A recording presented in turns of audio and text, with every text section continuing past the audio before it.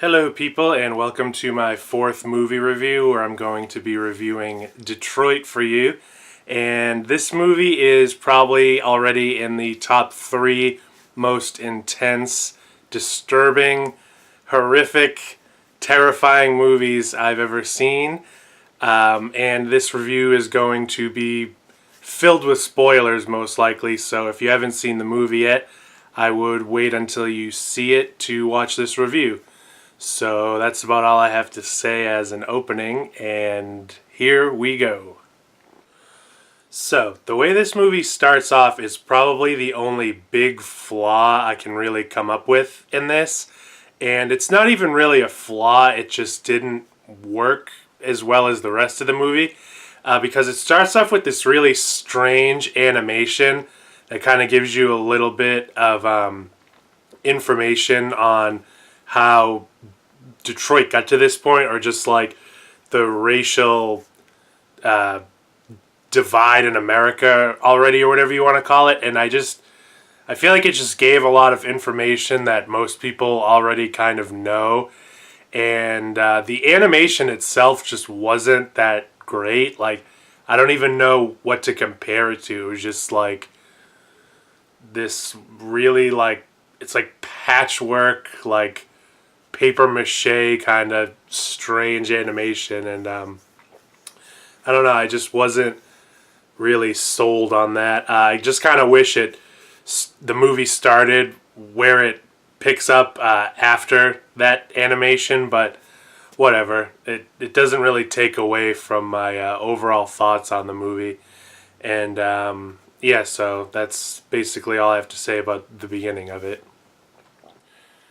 So the movie really starts after this strange animation thing happens, and it basically starts off with these police officers breaking up this party for these black Vietnam veterans coming back home, and they're at this thing called a blind pig, which is basically like an illegal bar or something like that. And I really liked the way it shows how the riot started. It's just really cut and dry, plain and simple. Like, these cops come and start, throwing all these people in paddy wagons and sending them off to jail. And, a crowd starts forming around this happening, and they're all screaming stuff like, "What did they do? They didn't do anything wrong." And so, someone throws a bottle at one of the police officers or whatever, and the cops get out of there. And then, the people are still pissed. So just to kind of, show the city that they're sick of this bullshit, they're just like, "Oh, like, how do you like it?" or whatever. They start breaking into buildings and stuff and stealing bikes and whatever. And, yeah, so I just thought that was a pretty good, a better opening in itself than, that animation with all this redundant information we're getting from it, kind of. So, yeah.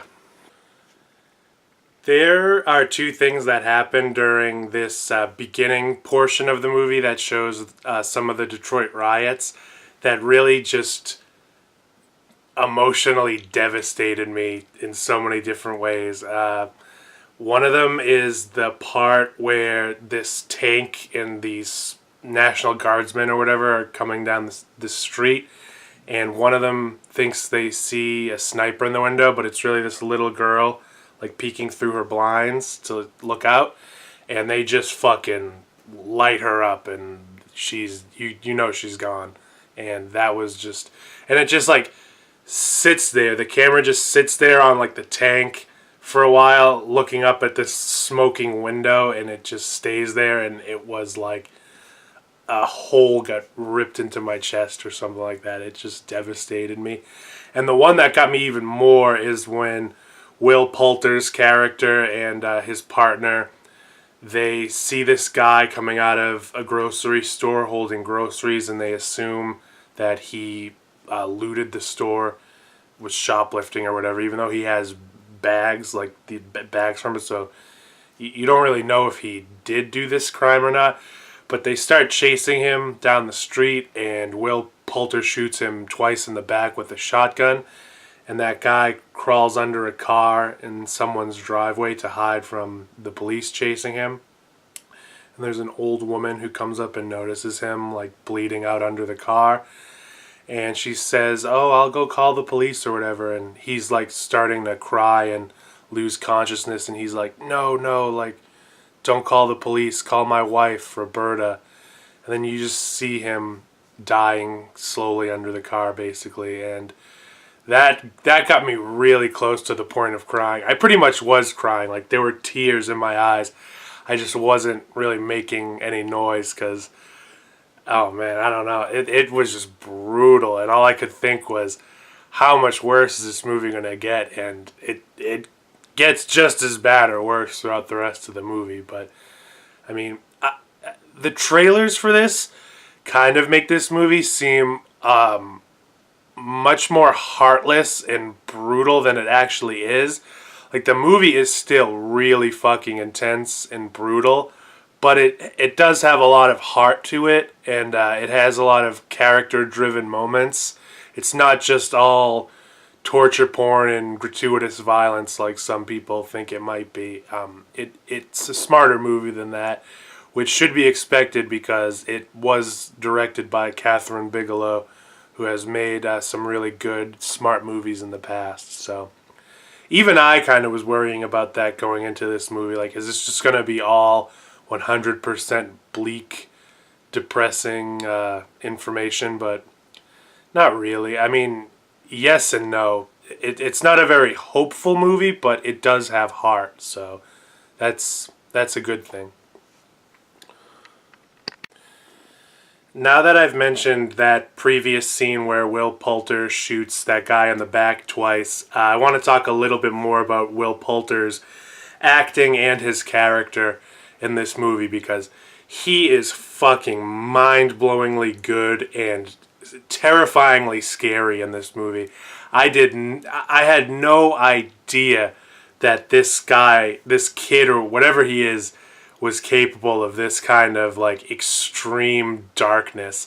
The only other things I've really seen him in are We're the Millers, where he plays that goofy kid, and I saw him in The Revenant, and apparently he's British, which I didn't really know for a while, because he from what I've seen, he's always played American characters. And yeah, he is fucking terrifying in this movie. He's the ultimate definition of baby-faced killer. Like, this guy is just, he's evil, but what, like, he's not 100% an evil mustache twirling villain or something like that. Like, you can see that he is a real person who, I don't know how to describe it. He's a very human villain, but he's still evil, if that makes any sense. And after he shoots that guy in the back and he's called in for questioning by his superior officers, and they're trying to, like, assess what actually went on, and his superior officers basically like, yeah, you know we're not supposed to shoot the looters, right? Like, what threat was he to you? Actually, I think it's mentioned to Will Poulter's character earlier when he's at the police station that there's been some report that someone, one of the looters was shot in the back or something like that. And Will Poulter kind of denies it, like, oh yeah, I shot at this guy, but I think I just clipped him, and it happened so fast I couldn't really tell what was going on, which is a phrase he uses a bunch of times throughout this movie, which I think is really cool and kind of like a revealing thing as to what some cops might say when they're confronted with a situation like that. Like, oh, it happened so fast, I don't know, I couldn't tell what was going on. I felt like I was in danger, and I just pulled the trigger. It happened so fast. It happened so fast. When you see in the movie that, he was in pursuit of this guy. This guy's back was turned to him. I think he tries to say, too, the guy tried to go for his gun or something. But, so it's mentioned to him earlier that this guy is wounded. And then once it gets back to the police station that this guy died from his injuries, Will Poulter is then called into the office of his superior officer or whatever. And the guy's like, yeah, we're not supposed to shoot these people, especially not in the back. This doesn't really make sense. And Will Poulter says all this kind of stuff like, well, how else are we supposed to punish these people or like deal with the situation? We're just supposed to like sit back and let all this stuff kind of happen. And that's another reason why he's such a human villain, because he comes up with all these excuses for himself. Like, people, when their back's against the wall, they'll come up with excuses, and nothing's ever their fault and stuff like that. He's just that kind of character.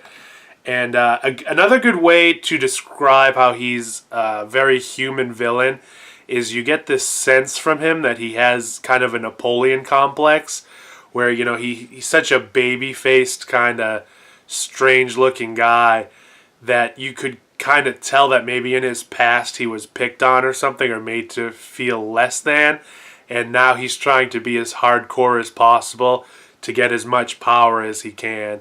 I think that's a pretty good way to describe his character. And that was a pretty interesting scene where he's being questioned and saying all this stuff like, I don't know, it happened so fast, I think I just clipped him, and how are we supposed to punish these people anyway, and stuff like that. Oh, and another thing that was really interesting about him, too, is right before he kills that guy, him and his other police officers are in this squad car, like, patrolling around, and the other cops in the car are kind of saying these, like, racist kind of things, and he seems like he's the most progressive out of the group, but he's still saying these somewhat racist things where he's like, these people look to us for help and we just keep letting them down again and again. And then right after that, he chases this guy down the street and just murders him in cold blood, shoots him right in the back. And that was very informative as to what his character really is. At social functions or whatever, he might come off as a thoughtful kind of guy, like, oh, these people look to us for help, and we never give it to them. But then, he's the first person to run out and blow somebody away with his gun. So I thought that was a really interesting take on his character. Two of the other main characters in this movie are involved in a singing group called The Dramatics, which apparently is a real singing group in real life. And they're about to go on, or one of them is the main singer for this group. His name is Larry Reed, and they're at this show in Detroit, and as they're about to go on stage after this other group, the riots are heating up outside and the police are starting to show up and whatever, so everybody has to be evacuated out of the building. And this is another heartbreaking scene because all Larry Reed wants to do and be is be a singer and be a musician, and he wants his chance to maybe get signed to Motown or whatever. This was his big chance basically, and everybody gets evacuated out of the building right before him and his group are about to go on stage. So it's super heartbreaking and very emotional, because once the hall is all emptied out, he walks out by himself on stage and starts singing into the microphone. And it's just really sad because they all have to get on a bus after, and everybody's telling him, like, don't worry, man, there'll be another time. Like, you'll get your chance, you'll get your chance. And in the back of your own head, you're thinking, oh, man, you know what's coming later in the movie, so you don't know if this person's going to make it out or not. This might have been his final chance, but we'll get into that later. So, anyway, this is when the movie starts getting really intense and visceral. Because like rocks start coming through the bus, and they have to get off the bus and start walking through these streets where these riots are going on, and you just feel like you're in this group walking through this dangerous territory where all these people are rioting and throwing rocks around and bottles, and there's all these cops getting in your face like, where the fuck are you going, and waving batons in your face and stuff. So they decide to not continue on down this path because it's getting hairy, and they decide to go to the Algiers motel and stay for the night, which is where eventually shit really starts hitting the fan in this movie. So Larry and his friend go to the Algiers motel, and they start hanging out with these two girls who happen to be white, and they think they're gonna like hook up with them or whatever, because they're like, "Oh, are you guys hungry? Let's go back to our room." And they go back only to see that they're already hanging out with a bunch of other guys, and the main person in that room at the time basically is Jason Mitchell from Straight Outta Compton, who played Eazy-E. He's kind of like their unofficial boyfriend or something, because they both like kiss him on the lips and stuff, but then they're making out in the room with these two guys, Larry Reed and his friend they just met. So it's kind of like a strange, awkward. It's a little bit funny too of a scene, just because some funny stuff happens, and so the Jason Mitchell character is trying to make a point to everybody, like, this is what it's like to be black in America or something like that. I don't remember exactly how this conversation started in the movie, but he pulls out a starter pistol and pretends to shoot one of his friends, and this is shown in the trailers. It's like a practical joke, and I thought what was really cool about this movie is, unlike in the trailer, that's not what starts this whole ordeal in the Algiers motel. It's not just that one shot that he fires at his friend. That goes unheard. So basically after that, everybody leaves because they're freaked out that he just pretended to kill somebody, and they're all kind of pissed at him. And he decides, he sees these cops out the window, and he's like, you know what, I want them to feel like how we feel or whatever. I want to scare the shit out of them. So he starts threatening to shoot the starter pistol out the window, and all his friends are like, dude, like, don't fucking do that. That's a stupid idea. Which, honestly, it really is. I mean, not that anyone deserved what they got from him doing this, because what happened to them was just so over the top, just so overkill. But I mean, in a way, like, it was kind of interesting that it didn't take the route that the trailer did, because he actually starts firing the starter pistol out the window and scares the shit out of these cops, and they start coming up to the building and firing in. And even though at first you might think, man, you really deserved what you got out of this, you instantly start feeling really bad for his character and everyone in that building, because he starts like freaking out and saying stuff like, I don't want to die, oh my god, because he pretty much knows, like, it's fucking curtains at this point. So he runs downstairs and he's trying to escape, and guess who comes through the door? It's Will Poulter with his shotgun, and he shoots Jason Mitchell in the back and kills him. And then he almost immediately walks right up to him, looks around, sees no one's around to see this, and he takes out a pocket knife and places it next to Jason Mitchell's body, planting evidence, basically. And from here on out is when the movie basically becomes like a 70s exploitation horror kind of movie. Almost like something like Straw Dogs or Deliverance or something like that. I mean, there's nothing that's like, squeal like a piggy, squeal like a piggy. I mean, there's nothing like that, but sort of in some ways, because this movie gets balls to the wall, intense, crazy. So before I get into the Algiers motel part, I want to talk a little bit about John Boyega in this movie and how he's introduced and what his character is like. I thought it was pretty interesting that they decided to make him seem like one of the main characters in this movie in the trailers, because he really isn't. He's almost more of a supporting character than Will Poulter is, because I think Will Poulter might have some more screen time than he does. He's still in the movie a decent amount, but not nearly as much as you would think. But he does an amazing job in this movie too. I mean, all across the board, the acting in this movie is pretty much perfect. Nobody came off to me as bad in any way. I liked all the actors in this movie, and I thought they did their jobs perfectly. But John Boyega is really good in this movie as well. And I really liked the way his character gets introduced, how he's working this security job and stuff like that. And there's a part where this kid is walking around on the street outside and he's getting harassed by this police officer. And the cop's like screaming at him in a threatening manner and stuff. So John Boyega runs across the street and he's like, "Oh, I'm sorry, sir, this is my nephew. Like, he's just trying to go home. Like, just let him go home or whatever."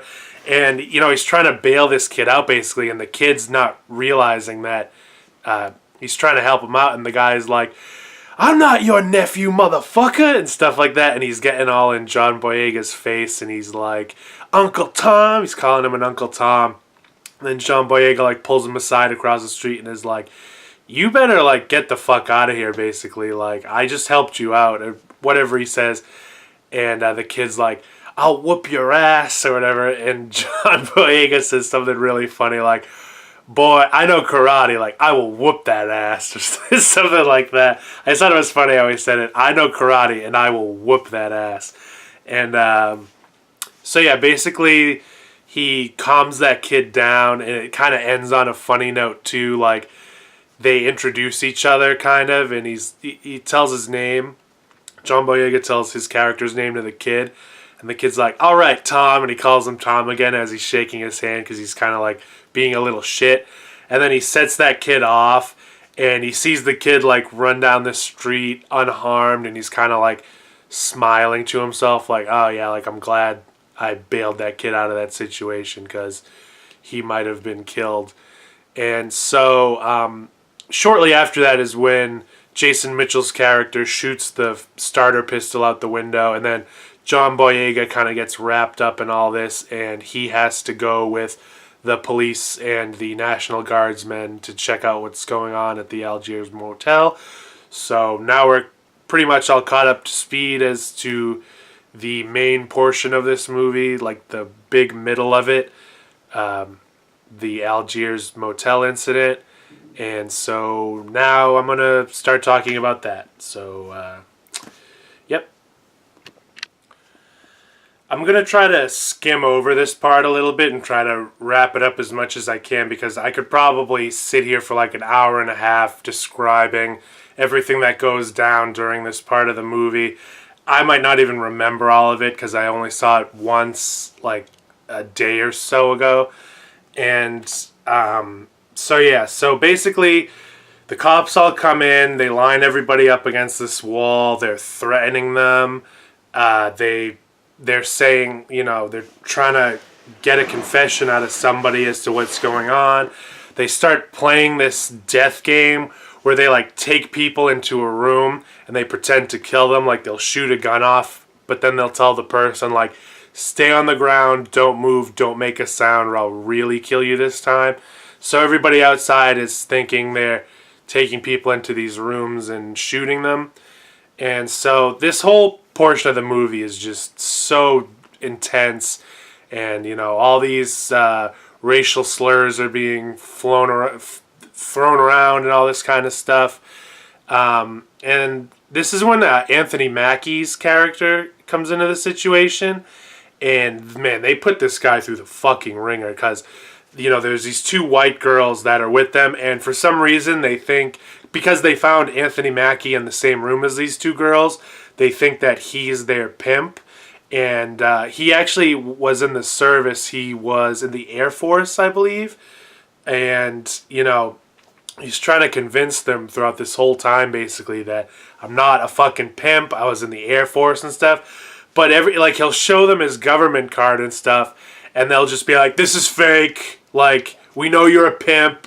And, you know, Will Poulter at one point was like, "I don't give a shit if you were in the Air Force or not," basically what he's saying. And he's like, "I don't want fucking pimps on my streets," and stuff like that. Like, so yeah, they give Anthony Mackie all this kind of shit, and there's just a lot of crazy stuff that goes down during this whole part of the movie. Like I said, it would take me forever to talk about it. So I'll try to hit on a few of the big things that happen. So yeah, there's the Anthony Mackie thing, and there's a part in this movie that got like really intense because I saw what the movie was rated R for, and it didn't mention anything about like nudity or anything like that. It just said strong violence and pervasive language. So there's a part where they yet again bring Anthony Mackie and these girls into a room, and and one of the cops says something like really disturbing, like, why do you gotta fuck them for? Like, why aren't we good enough and stuff like that? Like, basically saying, like, why are you having sex with these black guys?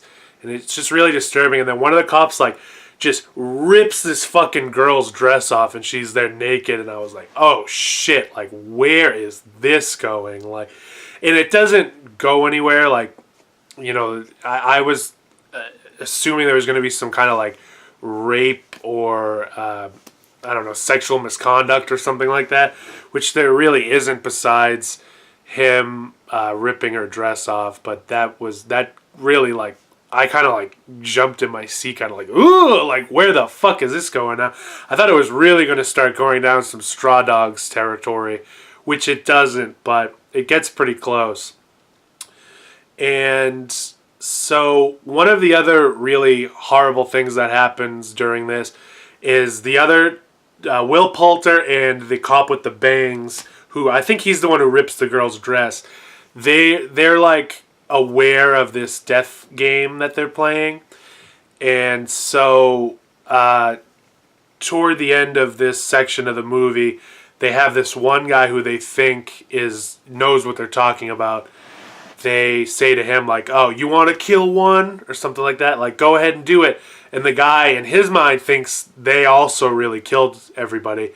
So he takes one of the kids, and this was another really hard to watch scene. He takes one of the kids, and he brings them into the room.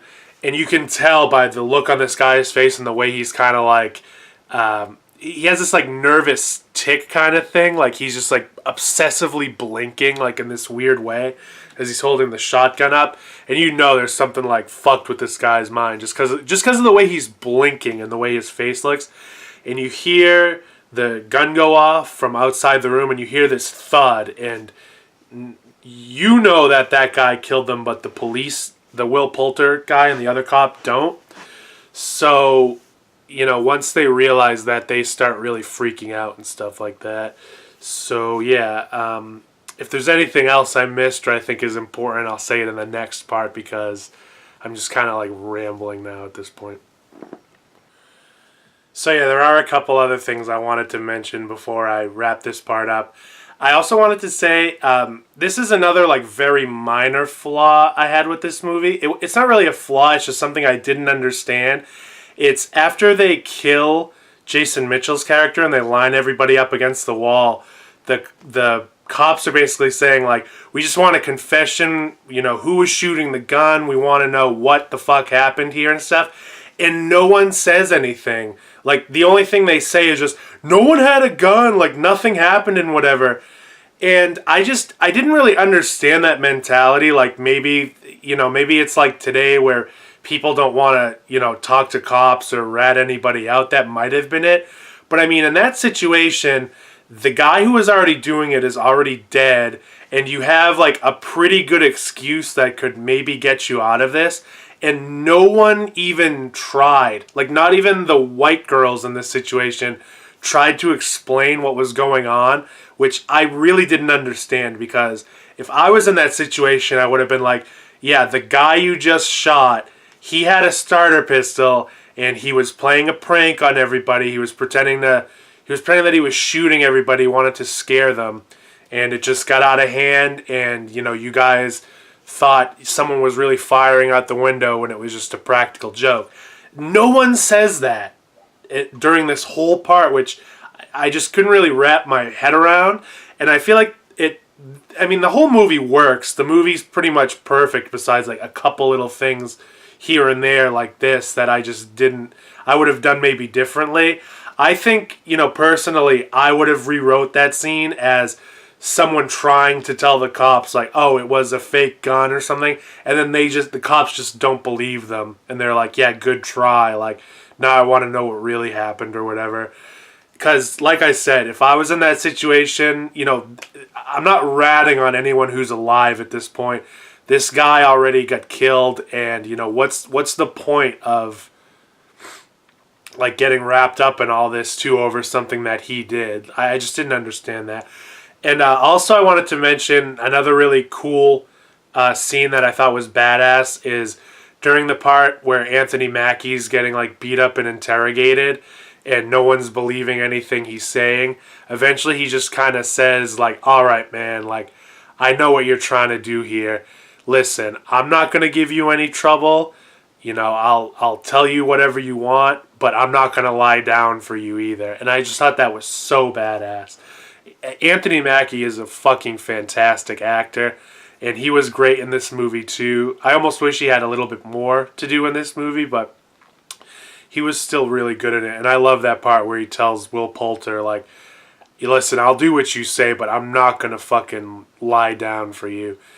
And I also wanted to mention this scene where there's Larry and his friend, Larry Reed and his friend, they're against the wall and they notice everybody's kind of off doing their own thing, like all the cops are gone.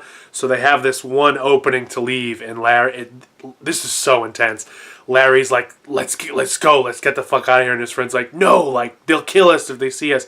So Larry's like, fuck it, I'm going. So he tries to go, and his friend follows. They're trying to find their way through the house. And this was straight out of a fucking horror movie, this part.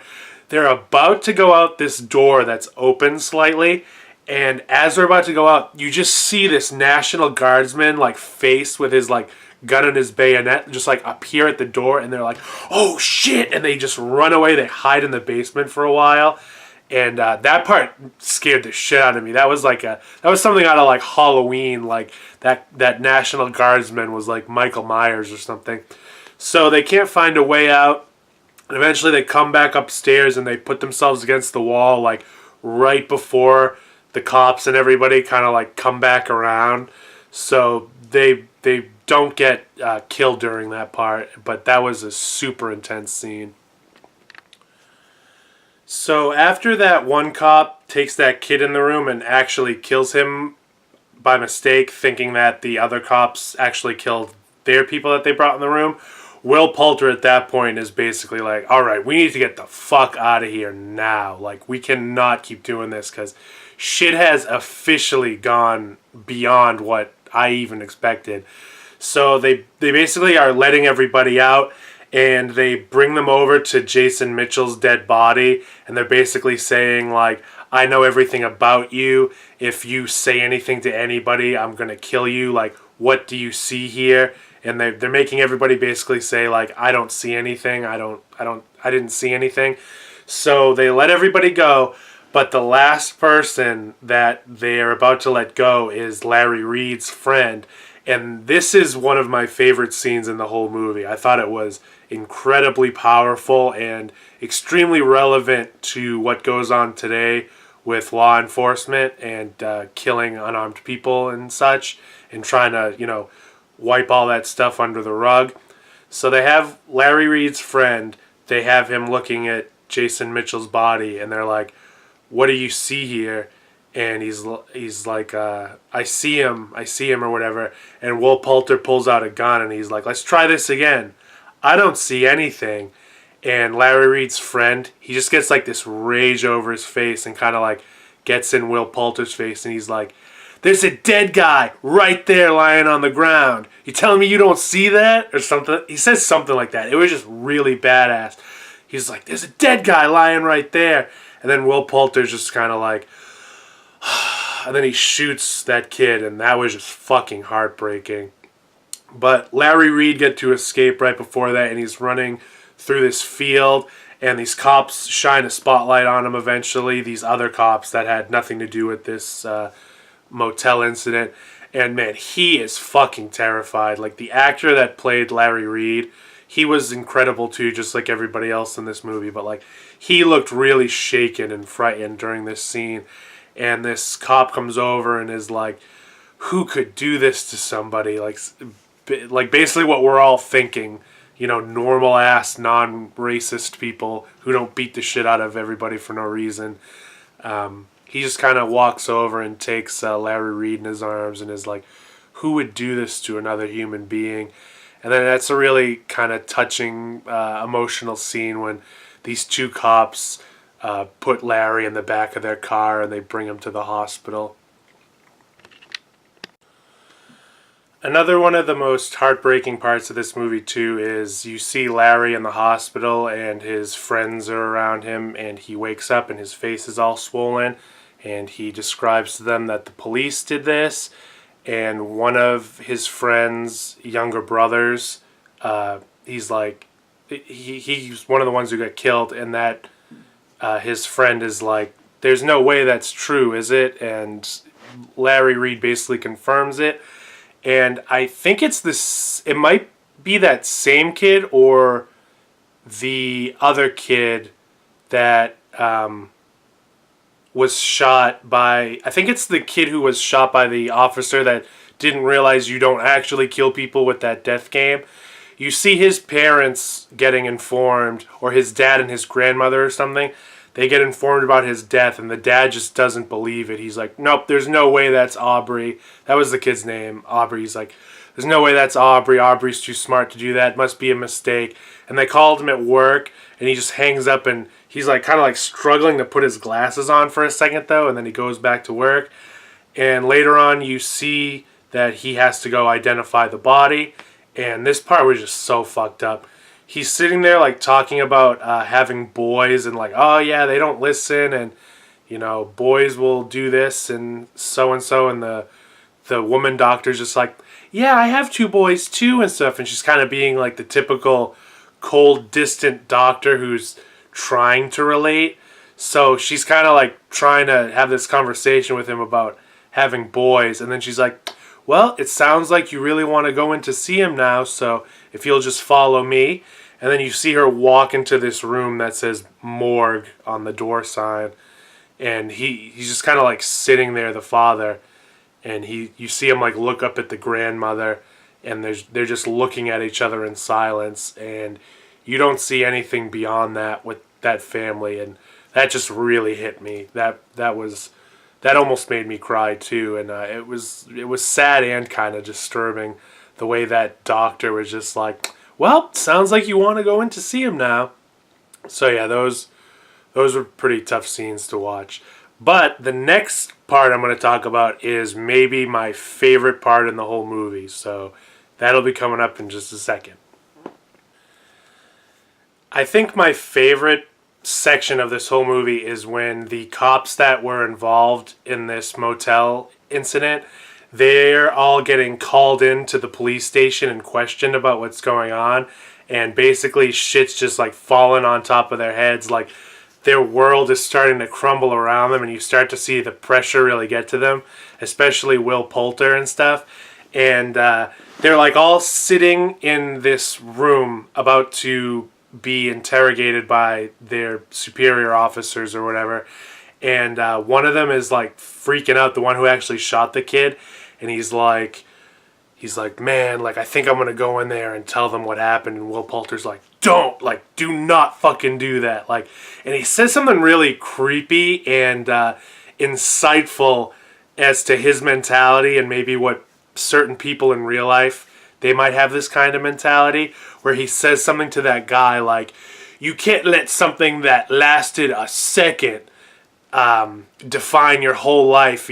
People will judge you for that for the rest of your life and stuff, which is really funny and ironic that he gets to say something like that about how, a white person, don't let something that took a second define the rest of your life. Yet he has no problem blowing down that guy who possibly stole groceries, which was another thing that maybe took a second. He has no problem ending that guy's life. But, when it's someone like him or, him himself, something that took a second shouldn't define the rest of his life, because, he's a cop. So he's up there on the list. And what I also really loved about this scene is in the trailer, the second trailer, the two guys who are like violently interrogating John Boyega, one of them, you see him like sitting at a table across, kind of like near the three cops, like Will Poulter and the other two during this scene. And he's just kind of like sitting there like this, and he's like giving like a death glare to those cops, kind of like, I know what you fucking did. And I thought that was pretty cool. Like that guy's in one scene, he's like a piece of shit villain, but then in another scene you see that he's actually judging them for what they did. So I thought that was pretty interesting. And so eventually those two cops, the one with the bangs and the one who actually shot the kid, they get interrogated, and they come out, and their faces, it looks like they just saw a ghost. And they walk over to Will Poulter, and he's like, so? Like, what happened?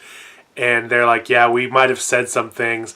And Will Poulter's face during this scene, he's just like he gets so fucking pissed, and he's like ready to like punch him in the face. He's like, are you fucking kidding me? Like, we are dead, and stuff like that.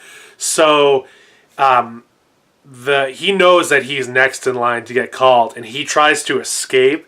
And this is like maybe my favorite part of the movie. Like he tries to leave in a car, and his like superior officer guy or whatever he is, he comes like fucking bolting out the door and runs up to Will Poulter's car window, and he's like, listen, you fucking racist piece of shit. If you don't get out of this car in 1 second, I'm going to break your fucking neck. Like, I fucking loved that part. And so Will Poulter gets interrogated, and he basically says, like, I'm not saying a fucking thing till my lawyer shows up. And then John Krasinski, who plays the lawyer, shows up, and he's like, let's go, like the typical lawyer thing, and they get out of the room. But that's probably my favorite part of the whole movie, is seeing Will Poulter and his fellow shitty cops really feeling the heat, feeling the pressure coming down on their heads. I thought that was like the most badass part of the whole movie. And I love when they call that first guy in, that superior officer guy, or like the internal affairs guy, or whatever you want to call it. He's like, you knucklehead, come in here. Like, I loved the way he did that. He's just calling him a knucklehead and stuff. But yeah, so that was my favorite part of the whole movie. And that's kind of really the only section of the movie where you feel like justice is being served a little bit, because the way this all ends up, like in court, the cops all get off scot-free. They don't get charged with anything, which is really depressing. But I thought it was nice to see that, you know, not all the cops are total pieces of shit, and they're trying to hold those guys accountable for what they did. And like I said, I just really liked seeing those cops being put under pressure. You know, it give them a little taste of their own medicine, even though they'll never fully understand what they've put other people through. So basically this movie ends on an extremely depressing note, where the cops go to court and they don't get charged with anything, and everything's just swept under the rug. And there's a really cool, powerful scene afterwards where John Boyega kind of confronts Will Poulter after, like, you know what you did or whatever, and Will Poulter's like smoking a cigarette. And I forget what he says, like, it's a shame or whatever. I wish I could remember what he said. I don't know, maybe I should have seen this movie one other time, but before I did this review, but he says something kind of shitty to John Boyega, like, he doesn't say like better luck next time or something like that, but he just says some like flippant kind of thing, like, like what are you gonna do or something like that. And then John Boyega just like walks down the stairs and goes over to this like bush and just fucking vomits into it, because like he's been put through the ringer himself. He was there during most of the motel section of the movie, and then they later on tried to falsely accuse him of doing something which didn't stick. But so another depressing aspect of the end of this movie, but also another thing that's really heartfelt and character driven that I really liked, is after Larry Reed was put through this situation, he lost all of his momentum, all of his drive to be a famous singer, which is really sad because, like I said at the beginning of the movie, that's all he wanted to do in life. And after he was put through all this violence and torture, he can't even stand the sight of white people anymore. And, you know, his group tries to get him to sing to get a record deal. And while they're there, he sees this, like, white record producer, and he's like, I can't do it. Like, he tells his friends, like, you know what kind of people listen to this music, which is obviously white people. He's like, I can't do anything that will let those people dance. Like, I don't want them to be happy. I just need to lay low and stuff like that. So his group basically goes on to become somewhat famous.